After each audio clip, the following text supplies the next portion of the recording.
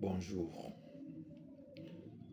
nous revenons encore aujourd'hui pour essayer d'avancer avec nos informations en rapport avec les sciences des poisons. Nous avons déjà dit que les poisons existent. Ils sont une réalité. Ne pas y croire, c'est céder à la mort ou à l'invalidité de notre organisme. Il existe plus de 10 millions de xénobiotiques sur la planète Terre. C'est pourquoi j'ai toujours posé la question de savoir, les poisons là que vous essayez de détecter dans un verre d'eau, c'est lesquels? Et c'est quel type de poison? Parce que tout le poison est distribué dans le corps par le sang, la circulation sanguine comme étant le véhicule qui transporte tous les poisons dans tous les corps, y compris une concentration plus marquée pour l'organe qui a plus d'affinité avec chaque poison, comme je l'ai toujours dit. C'est pourquoi on parle de pathotoxicité pour les produits chimiques ou les poisons qui attaquent le foie. On parle de cardiotoxicité pour le produit ou les poisons qui combattent ou qui ont de l'influence sur le cœur. On parle de reprotoxicité pour des poisons qui détruisent ou qui s'attaquent au système reproducteur masculin ou féminin. On parle par exemple de néphrotoxicité pour les poisons qui ont de l'affinité avec les reins ou qui se fixent sur les reins. En plus de ça, les poisons existent ou quand ils sont déjà dans l'organisme, sont distribués par le sang dans toutes les parties du corps. Mais vous trouverez que l'organe qui a plus d'affinité pour un poison bien déterminé est très concentré dans ces poisons-là. Alors, il y en a plus de 10 millions de xénobiotiques dans la vie courante. Mais celles utilisées chaque jour dépassent 100 000 qui sont utilisés au quotidien. En dehors de ceux qui existent, plus de 100 000 xénobiotiques sont utilisés, parmi lesquels un grand nombre sont toxiques ou peuvent être considérés comme poisons. Alors, parmi ces xénobiotiques, on voit même les médicaments, on voit les additifs alimentaires. Les additifs peuvent être aussi médicamenteux. Il y a aussi des additifs alimentaires, des choses que j'avais déjà expliquées. Les produits industriels, beaucoup de produits qui sont fabriqués dans l'industrie, la plupart d'entre eux contiennent des substances étrangères à l'organisme et qui sont considérés comme des xénobiotiques, dont la plupart aussi sont toxiques.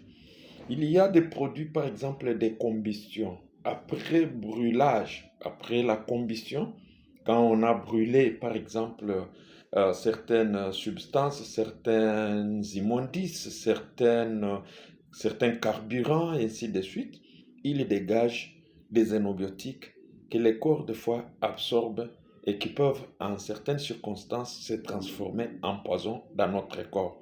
Les cosmétiques, par exemple, tout ce qu'on est en train d'utiliser, savon, lotion, des crèmes, tout ça qu'on utilise en cosmétologie, la plupart d'entre eux sont toxiques aussi. Alors, il y a trop de choses, les colorants, les pesticides, les engrais qu'on utilise dans l'agriculture, ainsi que les autres produits qui s'attaquent aux animaux ou aux insectes qui détruisent les plantes que l'on utilise là, comme ils sont aussi toxiques pour les insectes et les tuent, selon la dose, ils peuvent tuer aussi un être vivant si ils les consomment à une très grande dose, parmi lesquels d'abord, plusieurs sont inhalés juste par voie respiratoire. L'inhalation fera que vous avez inhalé ces produits-là. Les doses, la plupart d'entre eux sont bioaccumulables, c'est-à-dire quand ils entrent dans le corps, ils s'accumulent, ils restent là, ils ne s'éliminent pas, ils restent là et une autre dose de demain va encore s'accumuler, s'ajouter à celle d'hier, celle de lendemain, ça va aussi s'ajouter à celle d'avant-hier, ainsi de suite. Et nous nous retrouvons un jour dépasser le seuil des valeurs qui sont acceptables pour un organisme humain. Et une fois le seuil franchi, déjà l'organisme commence à donner ses réponses. Les réponses, c'est quoi?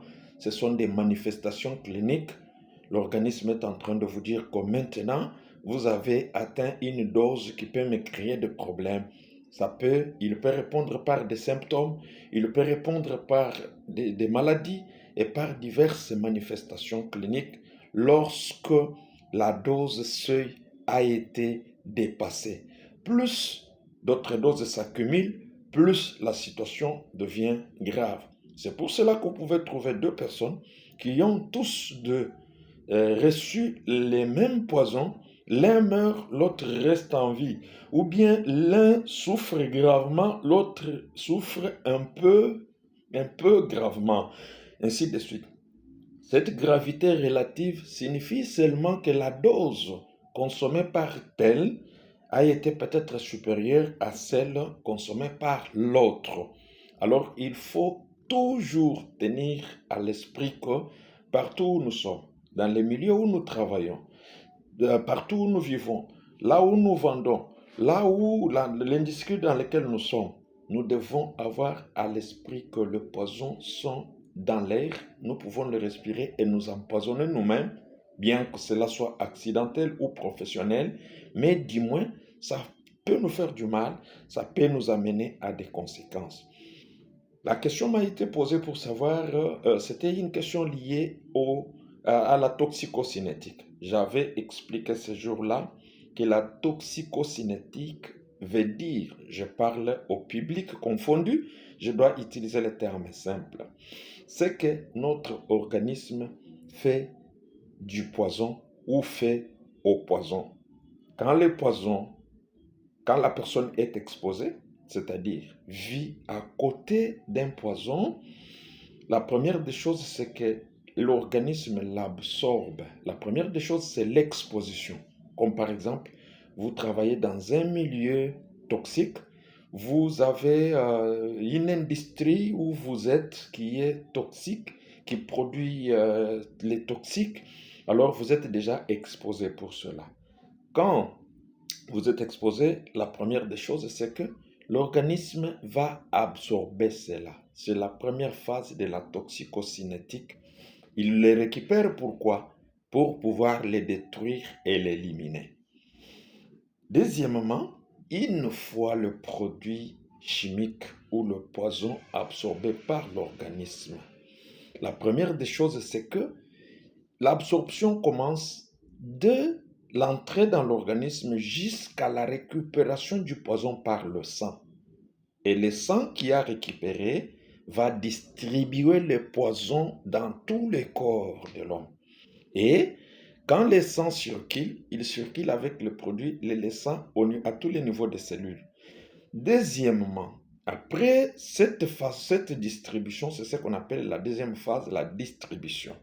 La distribution, je l'ai expliqué, sans oublier que chaque poison a un organe de choix où il s'accumule en grande quantité. Et la troisième phase, c'est la métabolisation ou la biotransformation. On transforme maintenant les poisons pour qu'on lui donne une forme qui est éliminable pour qu'il soit éliminé. Parce qu'il y a des formes de poisons qui ne peuvent pas s'éliminer par le corps ou dont les capacités dépassent la capacité épirateur, auto-épiratrice de notre organisme. Alors, dans ces cas-là, ce sera un peu compliqué et la maladie peut déjà se déclarer. Et à part la biotransformation, maintenant arrive la phase d'élimination où le toxique ou le poison est éliminé soit par l'urine, soit par les selles, soit par la sueur, soit par diverses voies telles qu'elles sont connues. Voilà ce que j'ai voulu vous dire.